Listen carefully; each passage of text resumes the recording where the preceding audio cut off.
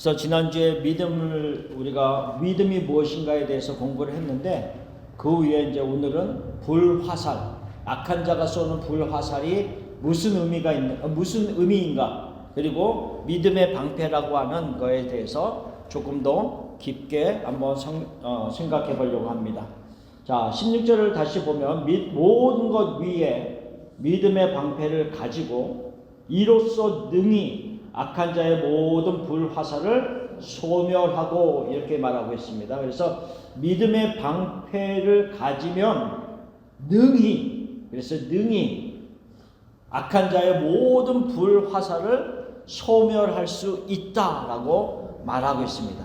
그래서 그 말씀을 깊이 한번 생각해 봅시다. 먼저 악한 자의 불화살이라고 하는 의미가 무엇이냐, 무엇을 의미하는가라고 하면서 우리가 생각할 때 그냥 불화살 말고 화살만 한번 생각해 봅시다. 화살을 생각해 보면 우리가 적을 향해서, 상대방을 향해서 화살을 쐈단 말이죠. 그러면 화살을 제가 막았든지 아니면 피하든지, 그럼 화살이 가서 어디에 꽂히겠죠. 그러면 그 화살은 이미 땅에 떨어지는 순간 끝입니다. 그렇죠. 뭐 그 화살이 더 어떤 역사가 일어나는 건 아니잖아요. 근데 그 화살과 다르게 불화살은 어떤 의미가 있을까요? 불화살은. 그렇죠. 불화살은 화살 앞에 불이 붙어 있으니까 내가 안 맞고 지나가다 할지라도 그 어느 곳에 박히게 되면 거기에 불을 일으키겠죠. 그러니까는 이 전쟁을 할 때 불화살은 내가 안 맞았다라고 해서 끝나는 것이 아니라 내 집에 막든지 아니면 어떤 위치에 어떤 장소에 그게 떨어지게 되면 불을 일으킨다는 거죠. 그래서 이 조그마한 불들이 점점 크게 일어나게 되면 내가 지키고 있는 이 진영, 어떤 마을 아니면 이 성 안에 이런 문제에 불이 일어나면서 내가 적의 공격만 집중해서 막을 수 있는 것이 아니라 이 안에 불이 일어나는 것도 꺼야 되는 양쪽 면에 어떤 문제가 발생하게 된다는 거죠. 그래서 이 악한 자의 그냥 화살이라고 얘기하는 것이 아니라 악한 자의 불화살이라고 하는 의미가 있다는 거죠. 단순히 내가 그 어떤 악한 자, 사탄이 주는 것을 피하고 끝나는 게 아니라 그 조그마한 불이 떨어져서 내 마음에 떨어지든지 내 생각에 떨어졌을 때 그 불을 끄지 아니하면 그 조그마한 불이 점점 확산이 될 수 있다라고 하는 의미를 가지고 있습니다. 얼마 전에도 우리가 뭐 이 남가주에 사는 우리들은 그걸 많이 알잖아요. 산에 얼마나 산불이 많이 납니까? 얼마 전에도 불이 나서 뭐 집이 다 타고 난리가 났었잖아요. 그렇죠? 근데 알고 보면 다 그 엄청난 불이 조그만 불에서 시작하는 경우가 얼마나 많이 있습니까? 그러니까 마찬가지, 영적으로도 마찬가지다라고 하는 것을 말하고 있는데, 여기서 말하는 악한 자의 불화살이라고 하는 의미를 그 A에 보면 하나님과의 관계를 약하게 만드는 것들이다, 이렇게 얘기를 하고 있습니다. 그러니까는 영적 전투에서 하나님과 우리가 맺어져 있는 이 관계성이 있습니다. 우리가 계속해서 공부할 때 이런 도표를 많이 썼어요. 하나님이 있고 우리 믿는 자들이 있습니다. 그렇죠? 하나님과 나 믿는 자들이 있을 때 우리가 두 개의 줄로 연결되어 있다, 이렇게 얘기를 합니다. 그렇죠? 두 개의 줄로 연결되어 있는데 믿는 자들과, 하나는 관계성, 하나님과 백성 아니면 아버지와 자녀들, 이런 어떤 관계성의 줄이 있고요. 하나는 우리가 뭐라 그랬습니까? 교제의 줄이 있다 그랬습니다. 그러니까 얼마나 친밀하게 서로를 알아가고 있는가라고 하는 이 줄이 있는데, 하나님과 그리스도 안에 있는 우리들이 맺어진 이 관계, 아버지와 자녀의 관계는 끊어질 수 있습니까? 없습니까? 없습니다. 그렇죠? 내 손에서 빼앗아갈 자가 아무도 없느니라. 분명히 예수님이 말씀하셨습니다. 그렇죠? 아무도 없다 그랬어요. 요한복음 10장에 보면 이 관계성은 끊어지지 아니합니다. 사탄도 알아요. 악한 자도 알아요. 모르는 게 아니에요. 그렇지만 이 줄은 끊어지게 하지 못하지만 가능하면 어떻게 해서든 그렇게 할 수 있는 방법이 무엇이 있을까라고 하면서 달려들죠. 그러면서 공격하는 것 중에 하나가 교제의 줄을 가장 약하게 만들려고 하는 게 문제가 돼요. 그렇죠? 가장 약하게 만들려고 하는 그것을 집중적으로 공격을 한단 말이죠. 사단은 끊임없이 하나님과 나와의 교제를 끊기 위해서 무슨 일을 할까요? 그러면 예를 들어서 내가 어떤 사람을 향해서 예를 들면 내가 어떤 사람을 향해서 서로 간에 신뢰가 아주 잘 세워져 있어. 너무 둘이서 친한 친구고 오랫동안 같이 했던 그런 사이인데 그거를 허물어뜨리려면 어떻게 하면 좋을까요? 허물어지게 하려면 이간질. 야, 너한테 이렇게 얘기하던데 이렇게 얘기하기 시작하면 처음에는 말도 안 되는 소리라고 하지만 돌아서면 자꾸 생각나. 사람의 마음이라는 게. 그러면 이제 그 안에 만일에 의심이 생기고 불신이 생기고 틈이 조금씩 일어나기 시작하면 그러다가 어떤 일이 탁 발생이 되면 진짜 그런가 보다. 옛날 같으면은 안 그렇게 생각할 수 있는 일들이 그런가 보다라고 점점점 쌓이게 되는 것과 마찬가지는. 그러니까 하나님과 우리의 관계였던 거는 끊어질 수 없는데 사단은 교제를 약하게 한다는 거예요. 그 안에 의심이 들어가게 하거나 불신이 들어가게 하면서 어떤 크랙을 자꾸 만들어버리고 틈을 만들어서 무너지게 하려고 하는 그런 역사들이 있다는 거죠. 그래서 하나님과의 관계를 약하게 만드는 것들이 악한 자의 불화살이의 의미를 가지고 있고, 두 번째로는 하나님의 성품에 대한 의심을 품게 하는 것들. 하나님은 선하시다. 하나님은 나를 너무도 사랑하셔. 이렇게 우리가 생각을 하고 있었는데 어떤 일이 딱 일어나요. 과연 하나님이 나를 사랑하시나 진짜? 이런 마음이 들게끔 할 때가 있단 말이죠. 근데 그런 마음이 드는 것 자체가 문제가 아니라 그거를 내가 딱 잡아버리는 거예요. 이제 우리가 나중에 공부할 텐데 그러면서 그것이 점점 내 안에서 불이 타게 만드는 거죠. 예, 그런 부분들. 하나님의 성품에 대한 의심을 품게 하는 것들이 나한테 일어나는데 그런 A와 B에 대한 문제들을 그 밑에다가 여러 개를 써놔봤어요. 하나님께서 더 이상 나를 사랑하지 않는 것 같아. 이런 힘든 일들이 나에게 일어나는 것을 보면 예수님이 나를 사랑하지 않을 거야. 이런 것들. 물론 다 그렇지는 않지만 어떤 분들은 특별히 우리가 이런 생각을 가질 수가 있어요. 하나님이 진짜 나를 사랑하나? 근데 왜 나한테는 이런 일들이 자꾸 일어나는 거야? 그러면서 마음이 낙심할 때가 충분히 있을 수 있다는 거죠. 예, 이런 부분들. 그리고 우리가 열심히 기도하는데 어느 부분에 있어서는 하나님이 내 기도를 안 들어주시는 것 같아요. 우리가 다른 분들 내가 기도했는데 하나님이 이렇게 응답하셨어요. 너무 고마워요. 이러면 함께 기뻐하기도 하지만 다른 한편으로는 근데 왜 내 기도는 안 들어주셔? 이럴 수가 있잖아요. 왜 근데 이거는 왜 안 들어주시냔 말이야. 하나님이 진짜 내 기도를 듣고 계시는 거야. 하나님이 진짜 살아계시나? 이런 여러 가지 생각들이 얼마든지 들 수 있다. 하나님이 살아계시는가? 진짜 내가 구원받았나? 내가 진짜 구원받았나? 하나님이 진짜 예수님의 피로 나를 구원하셨는가? 이런 생각들. 옛날에 제가 대학생 때 저를 가르쳤던 그 전도사님, 목사님이 그 말씀을 한번 하셨어요. 버스를 타고 갔는데 갑자기 너가 진짜 구원받은 사람이야? 이렇게 갑자기 생각이 나더래요. 그래갖고 자기가 집에 가서 딱 앉아갖고 말씀을 펴가면서 내가 왜 구원받았는지를 말씀을 통해서 확인을 했다. 이런 얘기.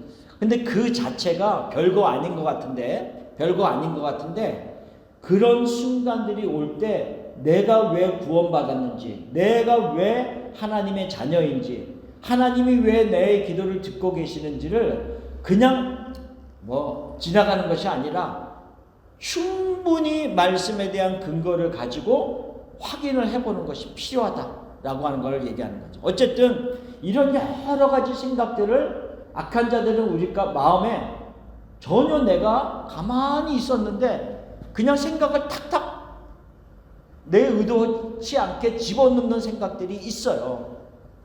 내가 집어넣는 생각, 그것이 좋은 생각인 것도 있지만, 악한 자는 물론 좋은 생각을 안 주겠지만 좋지 않은 생각들을 얼마든지 집어넣을 수 있는 부분들이 있다는 거죠. 왜? 우리가 죄성을 갖고 있기 때문에.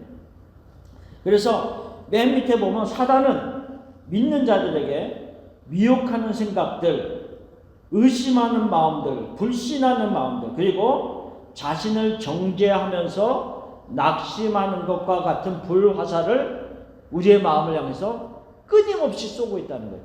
끊임없이 하나만 맞아라. 이거죠. 하나만 맞아라. 내가 어제도 쏘고 오늘도 쏘고 쏘다 보면 하나는 맞겠지. 이러고 하면서 끊임없이 사단은 우리를 공격하고 있다는 거죠.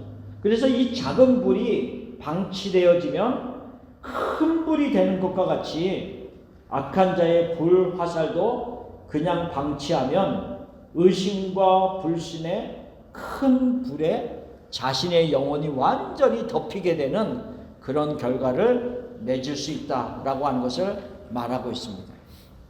살면서 그런 경우가 많이 있으세요? 내가 전혀 생각하지 않았던 그냥 가만히 있는데 생각들이 탁 들어올 때가 있죠. 그럴 때마다 그 생각에 사로잡히는 게 아니라 때로는 물리치기도 하고 때로는 말씀을 가지고 그것이 아니다라고 하는 것을 딱 결론을 내리는 게 굉장히 필요한 부분이다 라고 하는 것을 말하고 있습니다. 자, 그 다음 페이지를 봅시다.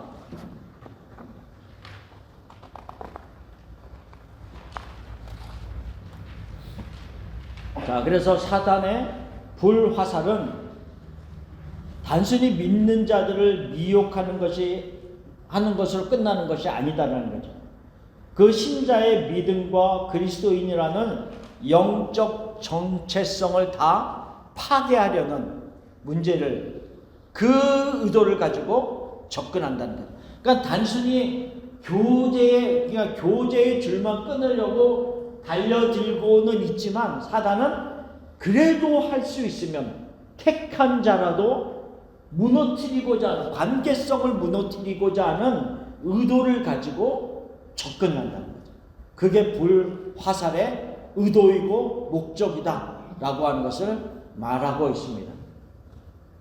네, 로이드 존스 목사님이라는 분이 계시거든요. 그분이 영국의 굉장히 유명한 설교자고, 목사님들은 이 로이드 존스 목사님을 굉장히 많이, 그분의 책을 많이 봅니다. 유명하신 분입니다. 그래서 1899년에 태어나신 분이나, 그래서 1981년 정도까지 사셨는데, 그 목사님이 이 불화살이라고 하는 것을 그의 에베소서 강해에서 이렇게 말했어요. 불화살이란 사탄이 신자의 마음과 정신 속 깊숙이 독을 주입하여 죄와 두려움, 죄책감, 의심으로 온 존재를 불타게 하려는 시도다. 이렇게 얘기해요. 그러니까 불화살이 사단의 독과 같다는 거죠. 독. 그럼 우리가 조그만 독을 마신다 할지라도 그 독이 내 안에 들어와서 나를 그냥 완전히 죽여버리는 그런 역할을 하는 것과 마찬가지인 것을 얘기를 하고 있습니다. 그러니까 우리가 이 불화살이라고 하는 것을 아무리 작은 불이라고 해서 너무 간과해서는 안 된다라고 하는 것을 말하고 있습니다. 그러면 그때 우리는 어떻게 해야 되는가? 우리가 가지고 있는 것은 무엇인가라는 거죠. 자, 우리가 하나님의 전신갑주를 공부할 때 처음에는 진리의 허리띠를, 이게 다 연결이 돼 있어요. 진리의 허리띠를 가지고 내가 거짓에 속한 자가 아니라 참 진리 가운데 속한 자이다 라고 하는 어떤 영적인 정체성을 확립하는 게 필요하다 그랬어요. 그 다음에는 뭐였어요? 의의 호신경, 나의 어떤 영적인 심장을 지켜줄 수 있는 의의 호신경을 내가 갖는 게 필요하다. 그 다음에는 복음이 예배한, 평안의 복음이 예배한 것으로 신을 신어라 라고 하는 것을 얘기했습니다. 근데 어쨌든 간에 내 어떤 흉배, 심장에는 그리스도의 의가 나를 딱 막고 있단 말이죠. 근데 그 앞에 하나 더 있는 게 있어요. 지금 우리가 공부하는 믿음의 방패가 있다는 거예요. 믿음의 방패. 믿음의 방패로 모든 불화살을 맞는 게 더 필요하다라고 하는 것을 말하고 있다는 거죠. 그러면 믿음의 방패라고 하는 의미가 조금 더 무슨 의미인가를 생각해 봅시다. 이런 어떤 불화살과 같은 공격들이 막 올 때 하나님의 말씀으로, 우리에게 주신 믿음으로, 말씀으로, 그리고 그 말씀을 붙잡고 있는 믿음으로 반응을 하는 것이 믿음의 방패의 역할이다. 그렇게 하는 것이 악한 자의 불화살로 인한 그 불을 소멸시키는 것이다. 그러니까 이 믿음은요, 단순히 불화살을 막는 것이 아니라 그랬어요. 불화살을 어떻게 한다고요? 소멸시킨다 그랬어요. 소멸.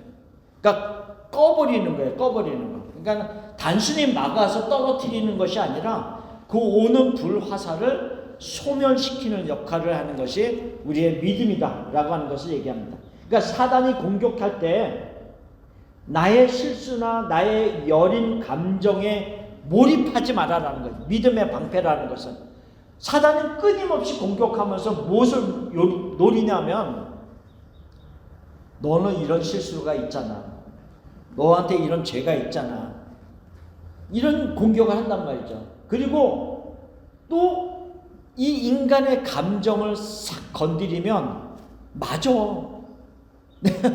내가 이 감성적인 사람인데 그 감정을 탁 건드리면 굉장히 아주 뭐랄까 사단의 이야기가 맞는 것 같고, 그리고 굉장히 세대해지는 그런 부분들이 얼마든지 생길 수 있거든요.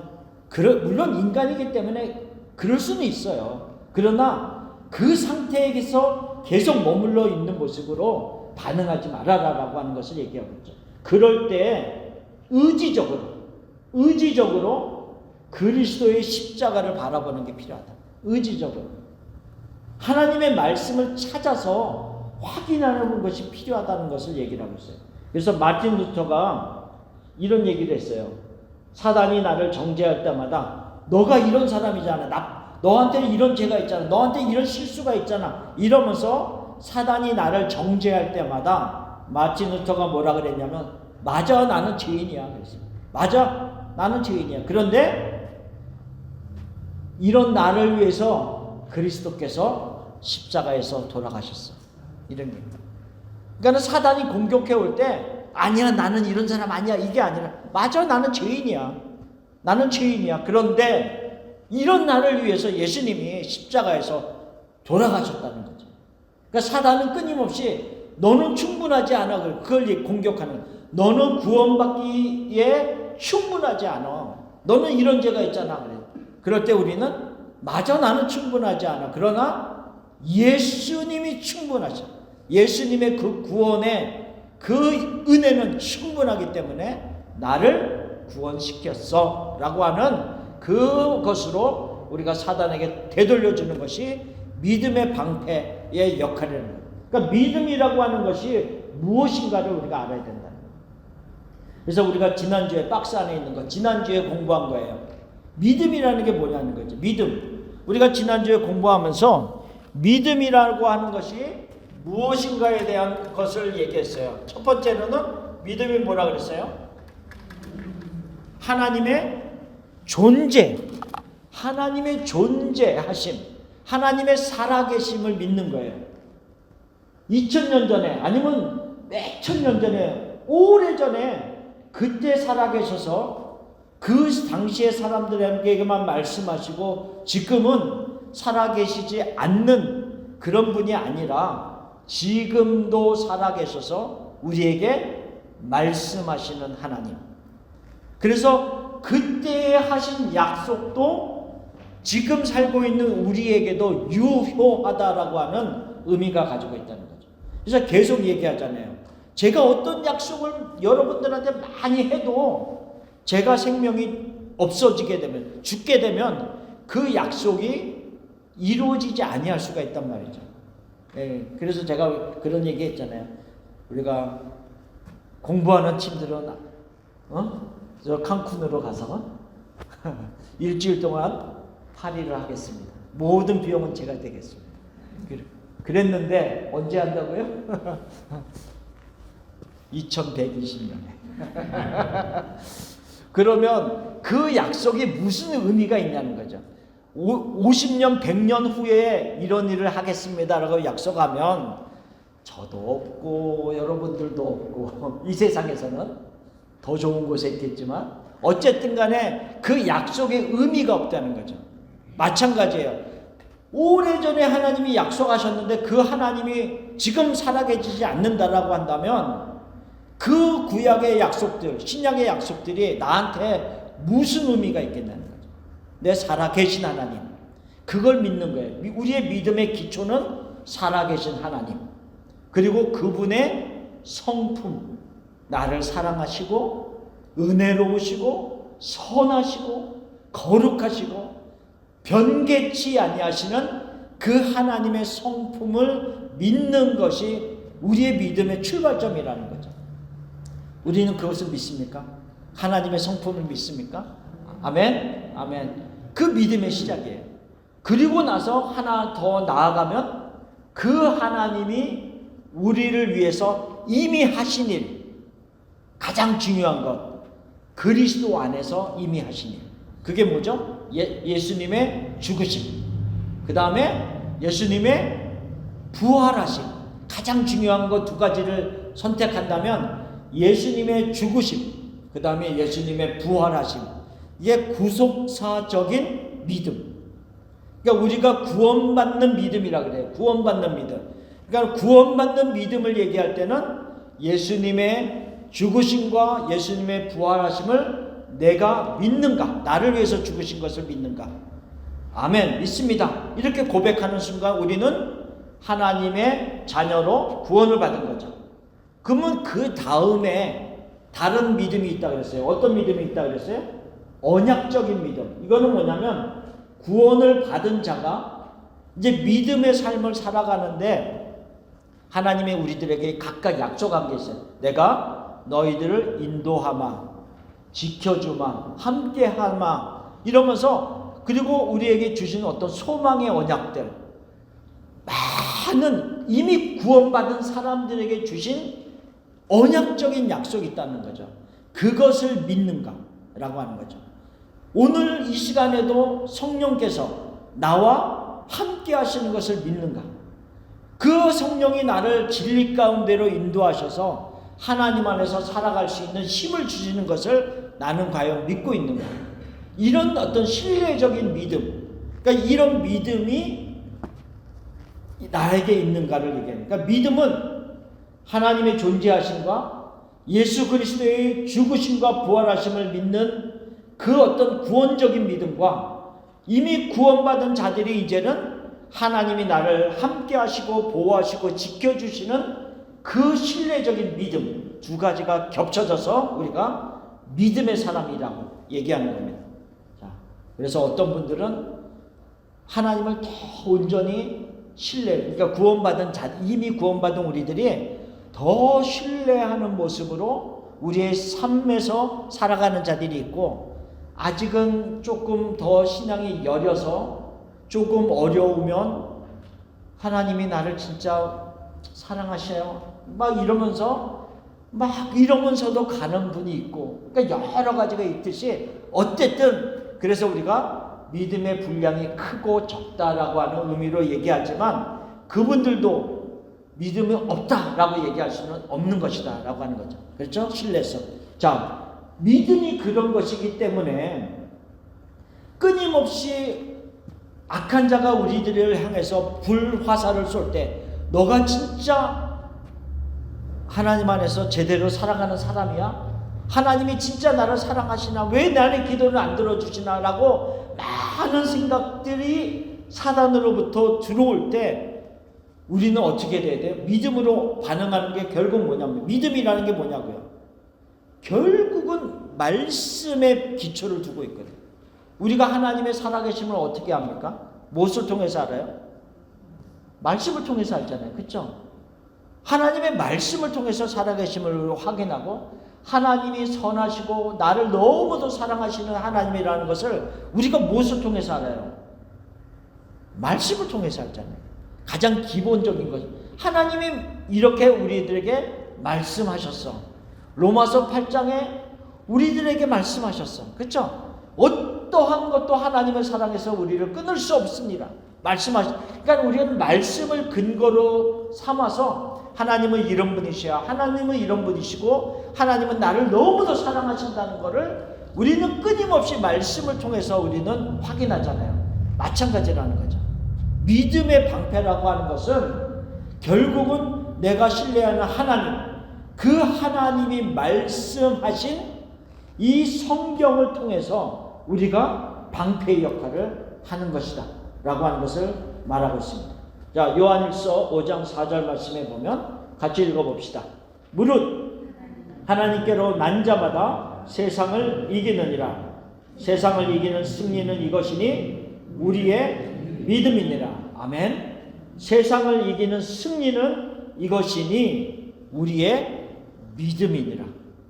자, 믿음이라고 하는 것은 그만큼 하나님과 나를 강하게 결속시키는, 그거 뭐죠? 크레이지 글루. 본드, 크레이지 글루. 나를 강하게 결속시키는 어떤 강력 접착제와 같다는 거죠. 믿음이라고 하는 것이. 그래서 믿음을 가지고 하나님과 다 껌딱지처럼 붙어 있으면 하나님의 말씀이 내 것이고, 하나님의 능력이 내 것이고, 하나님의 것으로 내가 모든 사탄의 공격을 막을 수 있는 힘이 생기는 것이다 라고 하는 것을 말하고 있습니다. 자, 근데 믿음의 이 방패는 저절로 내 앞에 와서 탁 서 있는 게 아닙니다.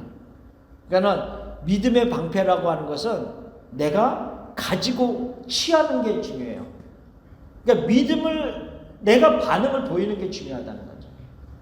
그러니까 그리스도의 의, 어떤 그리스도께서 나를 구원하시는 것은 하나님의 온전한 은혜로 내가 구원을 받는 것이지만, 그 이후에 구원받은 자로서의 살아가는 이후의 삶은 내가 힘을 쓰고 노력을 하고 투자를 하고 하는 만큼 나에게 돌아옵니다.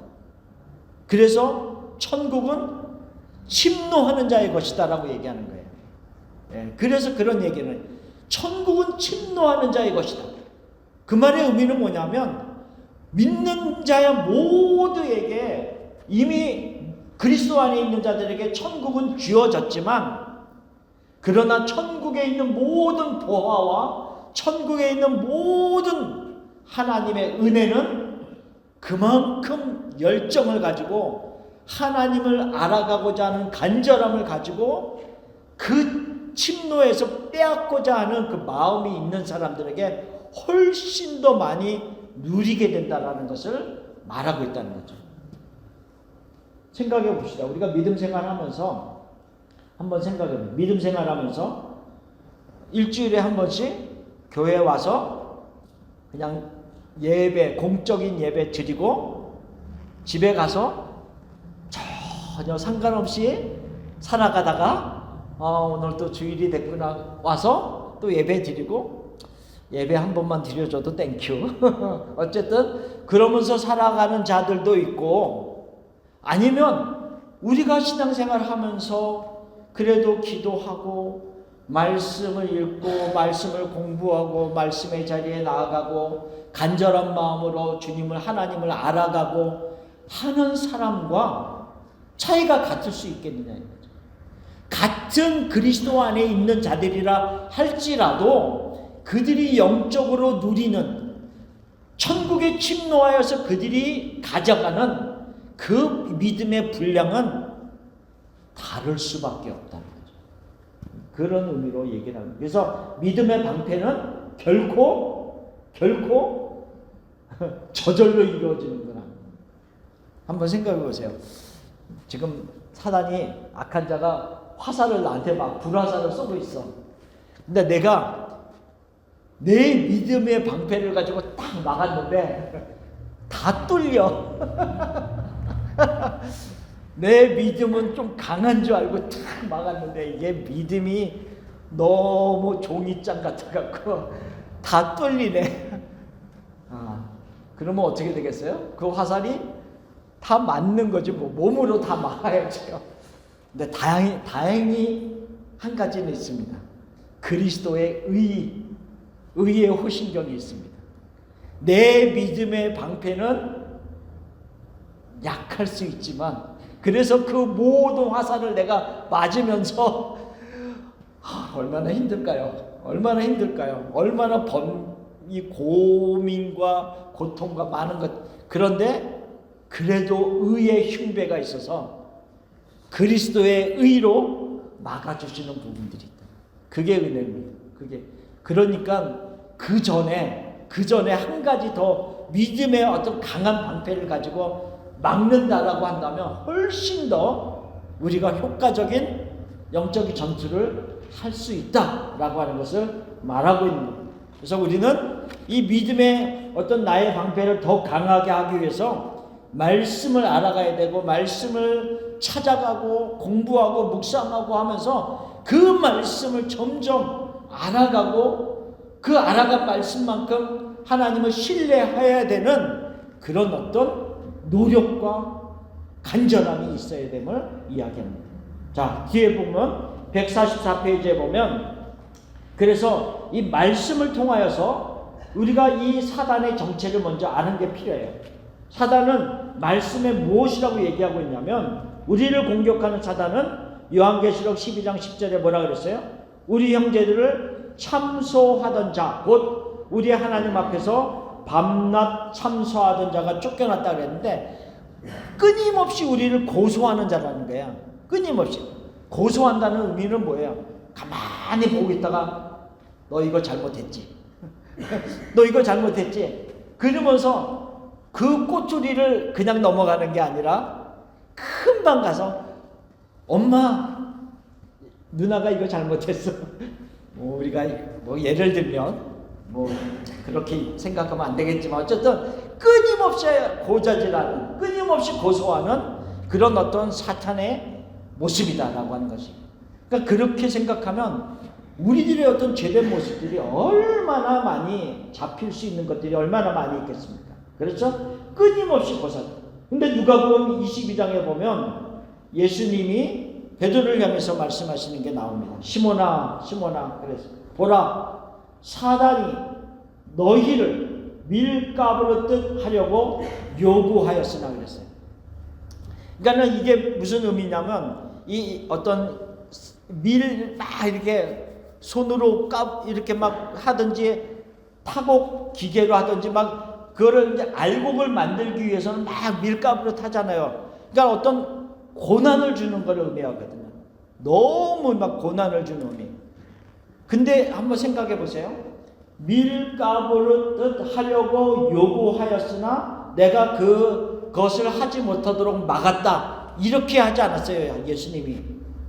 뭐라 그랬어요? 너희를 밀가부르듯 하려고 요구하였으나 나는 내가 너를 위하여 너의 믿음이 떨어지지 않기를 기도하였다.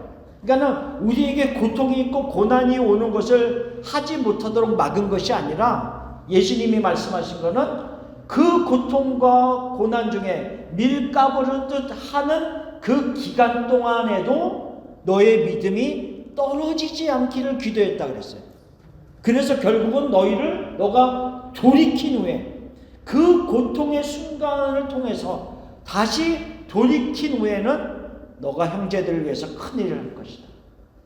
한번 생각해 보세요. 사단은 우리를 밀가부르듯 하려고 막 했어요.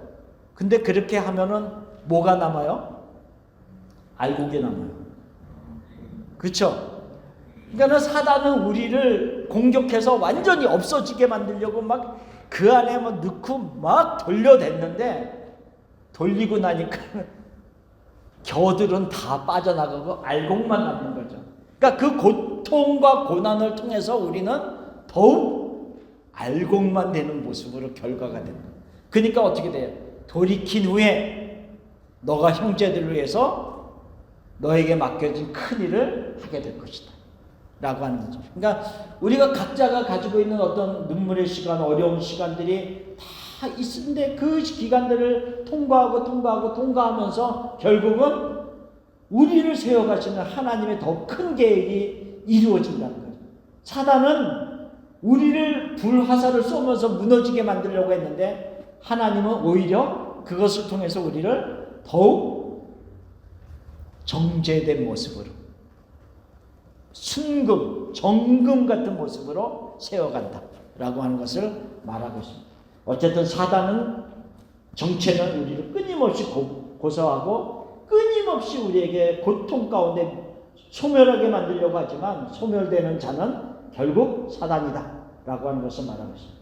자, 두 번째는 말씀을 통하여 나의 구원을 확인하라. 이건 뭐냐면, 아까도 너가 진짜 구원받았어, 너가 하나님이 진짜 너를 사랑하시나? 막 이런 여러 가지 생각들, 불화살들이 우리에게 올 때, 말씀을 통해서 내가 어떤 것을 근거로 해서 구원을 받았는가를 확인해 보는 것이 필요하다는 거죠. 그러니까 믿음이, 구원이 나의 행위를 통해서 온 것이 아니다 라고 하는 거예요.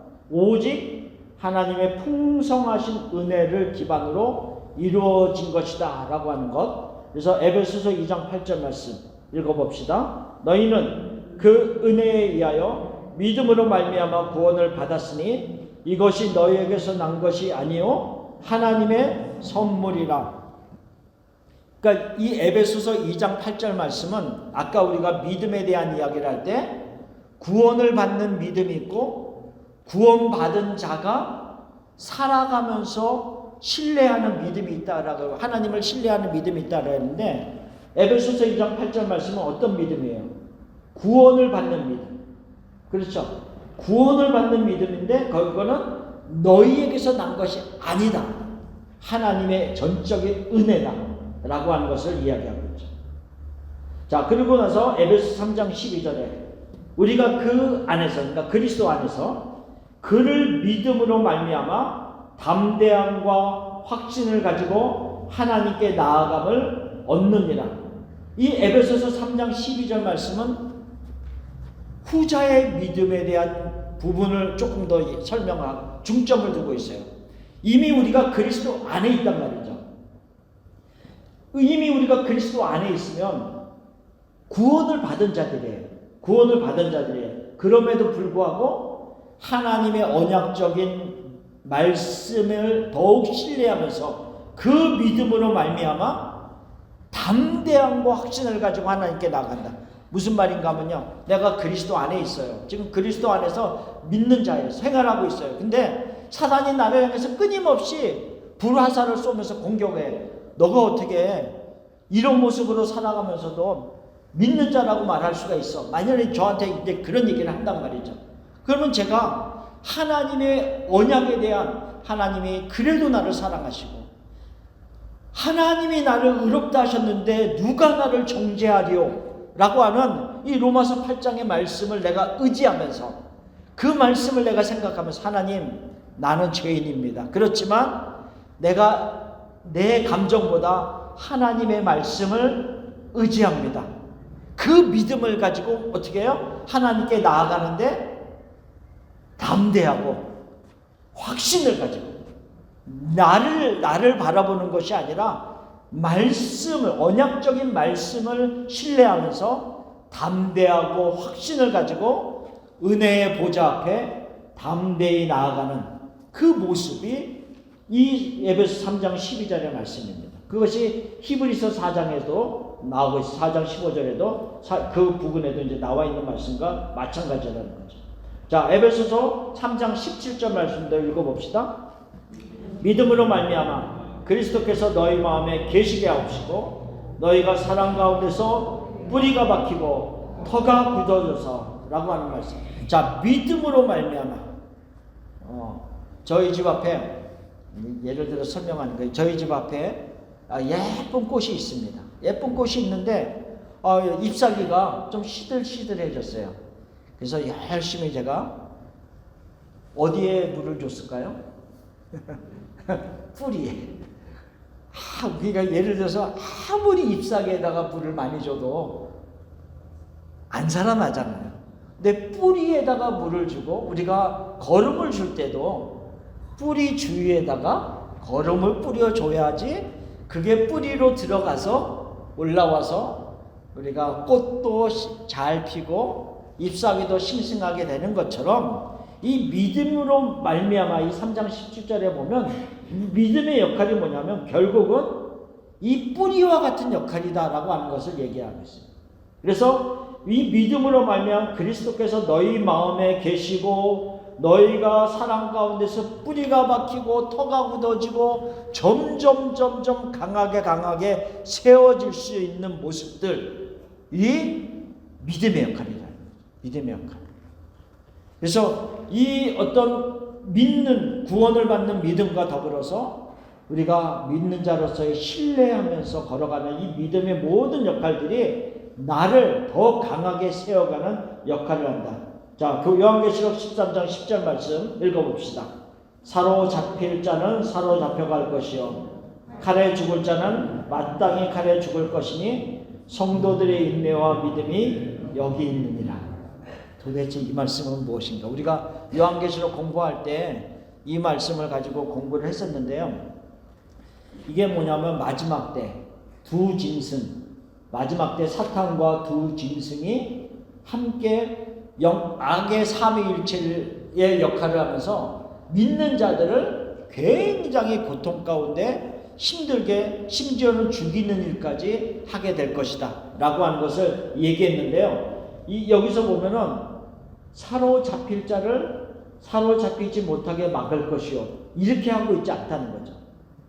아까 말한 것처럼 밀가루를 하려고 너에게 요구했지만 내가 못하게 막았다 이렇게 말씀하지 않는. 그러니까 사로잡혀 갈 자들은 사로잡혀 갈 것이다. 그 다음에 뭐라고요? 칼에 죽을 자는 마땅히 칼에 죽임을 받을 것이다.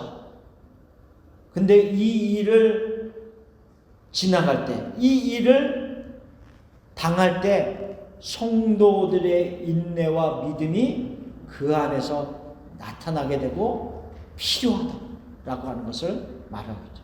그러니까 이 의미가 두 가지예요. 하나는 뭐냐면 성도들의 입장에서 고통의 기간을 걸어갈 때 하나님이 너희가 그 고통의 기간에 사로잡힐 자는 사로잡히고 칼에 맞아 죽을 자는 죽임을 당할 것이다. 그때 너희가 믿음을 가지고 견뎌야 된다 라고 하는 첫 번째 해석이 있고요. 그 의미도 맞고요. 그러나 궁극적으로 예수님의 어떤 심판의 날이 와서 궁극적으로 하나님이 임재하실 때, 예수 그리스도께서 임재하실 때 성도들을 사로잡는 자들은 마지막 날에 사로잡힐 것이고 성도들을 칼에 죽이는 역할들을 감당했던 자들은 그들은 마지막 날에 칼에 죽임을 당하리라 라고 하는 마지막의 심판의 해석적인 부분도 있습니다. 근데 어쨌든 간에 우리가 믿음의 삶을 살아갈 때는 이 세상에서는 고난과 고통이 얼마든지 우리에게 다가온다. 그때 우리의 믿음이 굉장히 필요하다라고 하는 것을 말합니다. 자, 말씀을 통하여 악한 자의 불화살을 소멸하라. 자, 사탄이 광야에서 예수님을 유혹했습니다. 우리가 시험했다고 하는데 유혹한 거예요. 유혹한 거죠. 그래서 사단이 세 가지 시험을 했어요. 이렇게 하면 내가 너 하나님의 아들로 인정할게. 천하를 너에게 줄게. 뭐 이러면서 미혹했단 말이죠. 그러면 여기서 질문. 사단의 유혹을 받은 것 자체가 죄인가요? 그렇죠? 우리가 그걸 하면 사단이 유혹을 받았어요, 예수님이. 그러면 죄를 진 건가요? 아니죠. 그렇죠? 물론 예수님은 죄가 없으신 분이기 때문에 우리랑 또 다를 수가 있겠지만 유혹을 받는 것 자체가 죄가 아닙니다. 예, 그 자체가 죄가 아닌데 인간이 그 유혹을 받을 때 그것에 내가 동조를 한다는 거죠. 그러면서 죄가 시작이 되는 거죠. 그런 부분들이 있습니다. 자, 그래서 어떤 불화살의 측면에서 또 다른 전혀 생각하지 않았는데 갑자기 내 마음에 불안함이 막 들 때가 있어요. 갑자기 막 불안해.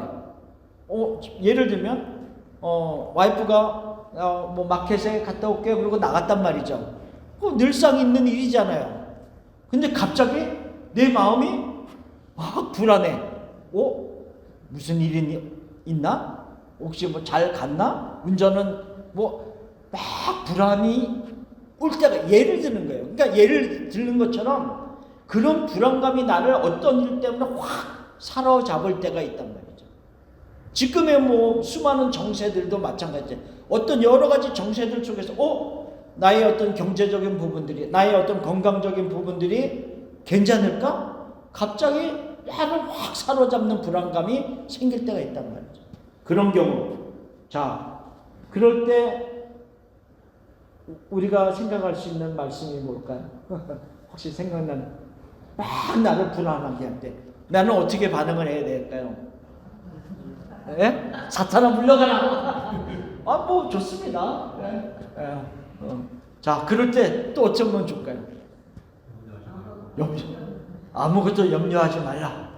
자, 빌립보서 4장 말씀 붙잡고 기도하는 거죠. 예. 저도 그럴 때가 있어요. 갑자기 어떤 생각지도 않는 일이 막 나를 불안하게 만들 때 이거는 아닌 것 같은데 기도하는 그 말씀 딱 붙잡고 잠깐이라도 기도를 해요. 막 기도하면 그 다음에 내 마음속에 평안이 오고 그러면서 딱 그거를 그냥 종결해 버리죠. 그런 경우가 많이 있습니다. 그러니까는 그런 어떤 불안감이 막 나를 사로잡으려고 할 때 어떡하지 하다 보면 이게 눈덩이처럼 더 커서 나를 막 제압해 버리려고 할 때가 있단 말이죠. 그럴 때 기도하고 말씀을 붙잡고.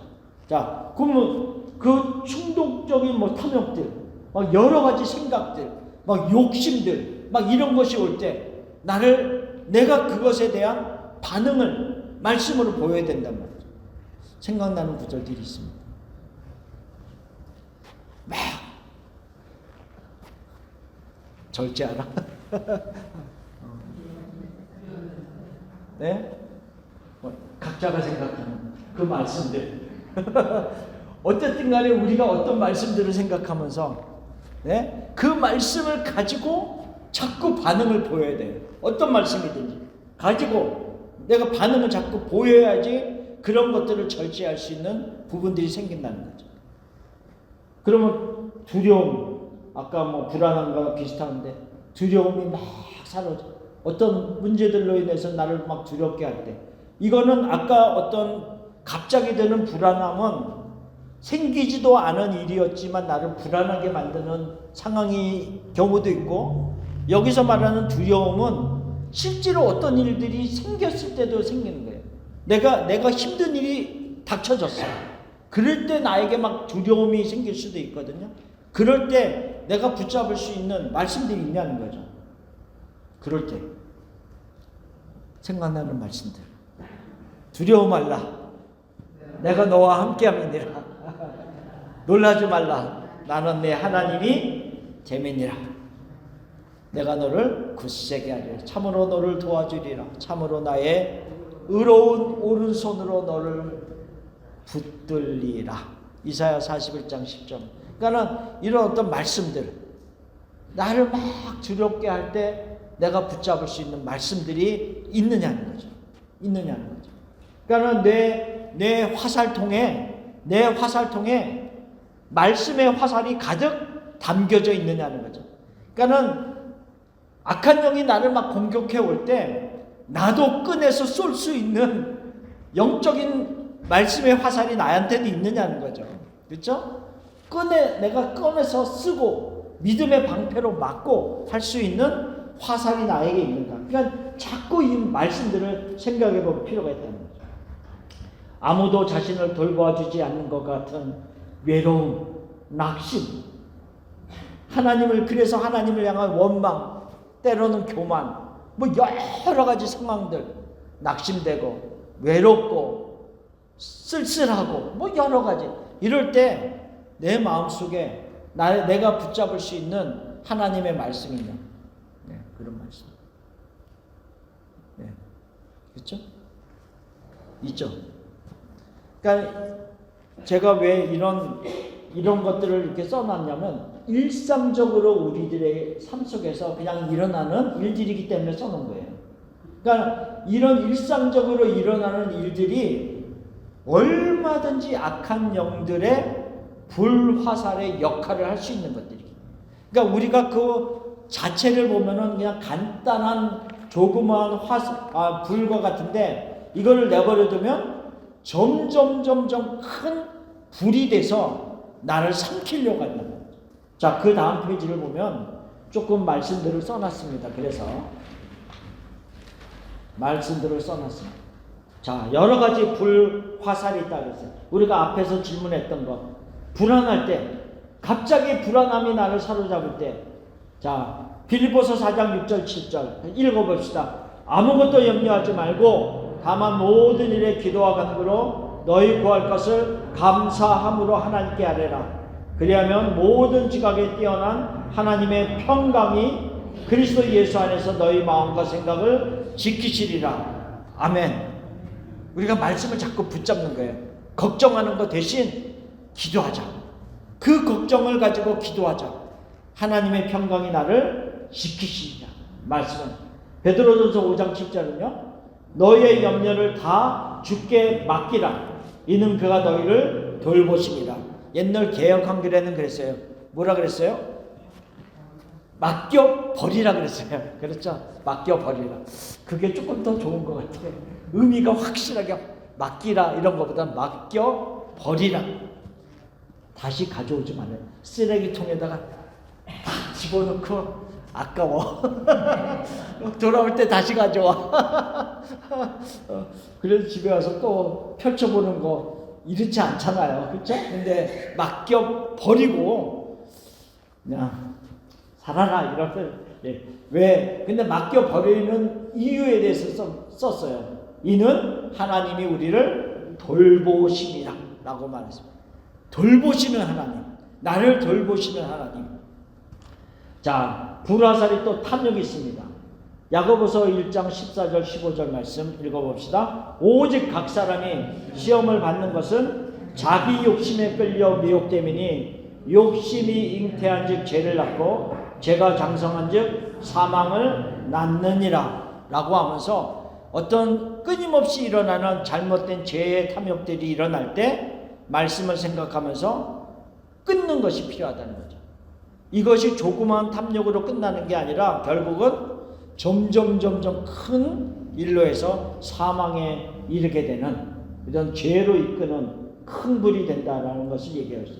자, 두려움에 대한 불화살을 어떤 말씀으로 끊을 것인가? 시편 56편 3절 읽어봅시다. 내가 두려워하는 날에는 내가 주를 의뢰하리라. 내가 의뢰할 하나님이 있다는 거예요. 두려워하는 날에 아무도 내가 의지할 분이 없는 것이 아니라 내가 의지할 하나님이, 주님이 있다는 것을 말하고 있어요. 자, 여호수아 1장 9절은요.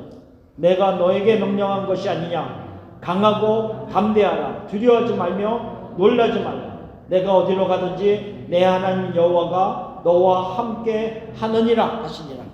이 여호수아가 무엇을 앞두고 이 말씀을 듣습니까? 지금 이제 앞으로 어떤 전쟁들이 계속 이어져. 가나안에 들어가서 끊임없는 전쟁을 앞두고 지금 이 말씀을 듣는 거죠. 마찬가지예요. 우리들에게도 끊임없는 영적 전쟁을 하고 있는 우리들에게 하나님이 여호수아에게 하셨던 말씀을 우리에게 주시는 거예요. 너가 어디로 가든지 내가 너와 함께 하느니라 라고 말씀. 그러니까 우리가 그 말씀을, 언약적인 이 말씀을 붙잡고, 약속을 붙잡고 신뢰를 하는 게 우리가 필요하다. 자, 그 다음에 불화살, 어떤 불화살? 외로움과 낙심이 들 때, 자, 시편 25편 16절 쭉 말씀을 썼는데 히브리서 13장 5절 말씀을 읽어봅시다. 내가 결코 너를 버리지 아니하고 너를 떠나지 아니하리라 하셨느니라. 결코 나는 혼자가 아니다는 거죠. 나를 떠나지 아니하고 나를 버리지 아니하시는 하나님이 끊임없는 그 사랑으로 나와 함께하고 계시다. 시편 42편 5절 말씀. 또 내 영혼아 내가 어찌하여 낙심하며 어찌하여 내 속에서 불안해하는가. 너는 하나님을 바라라. 그가 나타나 도우심으로 말미암아 내가 여전히 찬송하리로다. 아멘. 그러니까는 마치 제3자가 자기를 다른 사람을 향해서 말하는 것처럼 얘기했어요. 근데 결국 자기에게 얘기하는 거잖아요. 내 영혼아 너가 어찌하여 낙심하며 어찌하여 내 속에서 불안해하는가. 끊임없이 그런 불안함이 인간의 마음속에 있다는 거죠. 그렇죠? 잘 지내는 것 같다가도 갑자기 힘들어. 너무 잘 지내는 것 같다가 갑자기 내 마음에 낙심이 되는 일들이 생기는데 그런 조그만 걸로 탁 넘어진다. 우리가 이렇게 걸어가다가요, 내 앞에 큰 바위가 있어요. 근데 그 큰 바위에 걸려 넘어질 사람은 아무도 없습니다. 왜? 너무 크기 때문에 피해가요. 근데 대부분 보면 안 보이는 것 같은 조그만 것들, 그거에 탁 걸려서 넘어진단 말이에요. 마찬가지라는 거죠. 그러니까 우리가 잘 신앙생활 하는 것 같다가도 조그만 일에, 어떤 사람과에 있었던 조그만 일, 아니면 어떤 내 삶에서 일어난 조그만 일로 갑자기 힘이 쭉 빠질 때가 있단 말이에요. 기운이 쭉 빠지고 낙심이 돼. 불안해. 이럴 때가 있다는 거죠. 그럴 때 이 시편의 말씀처럼 왜 내 영혼아 왜 낙심하며 왜 불안해하느냐. 그 속에서 다시 나의 시선을 하나님을 향해서 바라봐라 라고 하는 말씀을 하고 있는 거죠. 그러니까 의지적인 것이 필요하다는 거예요. 믿음은 의지가 필요해요. 의지가. 믿음은 그냥 저절로 되는 게 아니에요. 그래서 하나님을 바라보고 말씀을 신뢰하려고 하는 의지적인 결단이 필요하다라고 하는 것을 말하고 있습니다. 자, 맨 마지막에 보면 또 다른 불화살, 사단이 쏘는 불화살이 하나님을 향한 원망과 교만, 이런 것들이 있다는 거죠. 자, 시편 13편 1절과 5절을 읽어봅시다. 여호와여 어느 때까지니까 나를 영원히 잊으시나이까. 주의 얼굴을 나에게서 어느 때까지 숨기시겠나이까. 나는 오직 주의 사랑을 의지하였사오니 나의 마음은 주의 구원을 기뻐하리이다. 지금 이 시편 13편 보면 다윗이 1절에 보면 하나님을 향해서 막 자기의 마음에 있는 것들을 막 쏟아내는 거예요. 하나님 어찌하여 이럴 수가 있어요. 막 이런 거예요. 어찌하여 나를 잊어버릴 수가 있어요. 하나님 어찌하여 나의 원통함을, 나의 이 힘든 것을 그냥 내버려 두는 거예요. 막 이러면서 막 쏟아냅니다. 우리가 시편을 보면 그런 말씀 많잖아요. 막 다윗이 자기의 마음에 있는 거를 숨김없이 막 쏟아내요. 근데 쏟아내고 그냥 끝나는 게 아니라 막 쏟아내서 하나님께 기도하다 보면 항상 보면 지금 1절 말씀으로 끝난 게 아니라 밑으로 내려가서 5절이 되니까 뭐라고 고백하고 있어요? 나는 오직 주의 사랑을 의지하였사오니 나의 마음은 주의 구원을 기뻐하리이다. 그러니까 하나님을 향해서 자기의 어떤 억울함과 자기의 불안함과 자기의 어떤 신세 한탄과 같은 그런 마음을 막 쏟아냈는데 막 쏟아내면서 결국은 하나님의 구원으로 채워주는, 하나님의 기쁨으로 채워주는 그런 결과가 맺어진 그런 모습이라는 거죠. 그러니까는 어떤 사단의 어떤 불화살과 같은 것들을 우리가 많이 받을 때 우리가 그 자체를 가지고 그냥 하나님께 가서 하나님 왜 나한테 이런 일이 있고 왜 나한테 이런 아픔이 있고 왜 나한테 이런 어려움들이 있고 얼마든지 쏟아낼 수 있어요. 쏟아내는 그 자체를 그러면서 쏟아내면서 그 속에서 채워주시는 또 다른 부분에서 채워주시는 하나님의 기쁨과 은혜가 있다는 것을 말씀하고 있다. 근데 우리가 그런 불화살과 같은 여러 가지 것들을 받을 때 그것을 내가 하나님께 쏟아내지 않는다라고 한다면 그 안에서 이 불화살이 점점 커진다. 점점 커지면서 나를 삼키려고 하는 데까지 커버리는 경우가 많다는 거예요. 그럴 때 두지 말고 빨리 작은 불일 때 꺼라. 말씀으로 꺼라라고 하는 것입니다. 잠언 16장 18절 말씀. 교만은 패망의 선봉이요 거만한 마음은 넘어짐의 앞잡이니라. 그래서 마치 하나님을 향해서 자기가 더 능력 있는 것과 같고 더 내가 그냥 잘하는 것 같은 영적인 교만함, 하나님을 의지하지 않으려고 하는 그 마음들, 그런 것들은 결국은 패망의 선봉이다라고 하는. 제가 왜 이런 어떤 것들을 쭉 말씀을 써놨냐면 하나의 예적인 부분들이죠. 예시와 같은 것들인데 우리가 여러 가지 생활 속에서 일어나는 적고 큰 일들이 있을 때마다 그 사단이 우리에게 심어놓고자 하는 생각들을 우리에게 심어놓고자 할 때마다 우리가 그것을 탁 잡고 넘어지는 것이 아니라 내가 그것들을 물리칠 수 있는 말씀을 많이 가지고 있어야 된다는 거죠. 그리고 말씀이 내가 생각이 안 난다라고 한다면 찾아보고 우리가 말씀을 펴서라도 하나님이 나에게 어떤 말씀을 이때 필요해서 주실 거라고 하는 그런 것으로 자꾸 말씀을 붙잡는 게 필요합니다.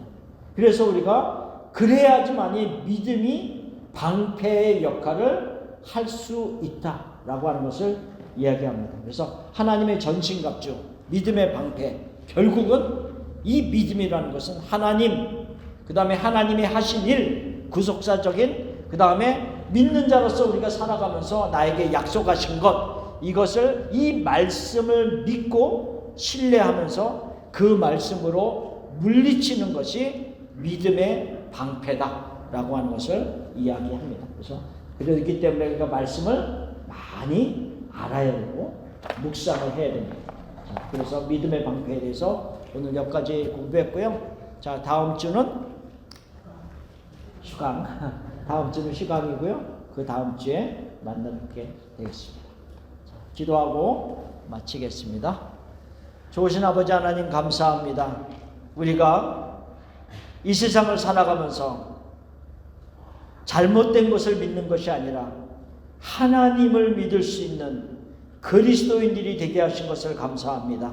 그리스도 안에 있고 그리스도께서 나에게 약속하신, 우리 각자에게 주신 그 수많은 약속들을 믿음으로 받아들이고 살아가는 하나님의 사람들이 되게 하신 것 감사합니다. 이번 한 주도 또한 평생을 살아가면서 더욱 하나님의 말씀을 신뢰할 수 있게 하시고 굳건한 하나님의 사람으로 이 믿음의 길을 끝까지 온전하게 걸어가는 우리 모두가 되게 하옵소서. 예수님의 이름으로 기도하옵나이다. 아멘. 아멘. 감사합니다.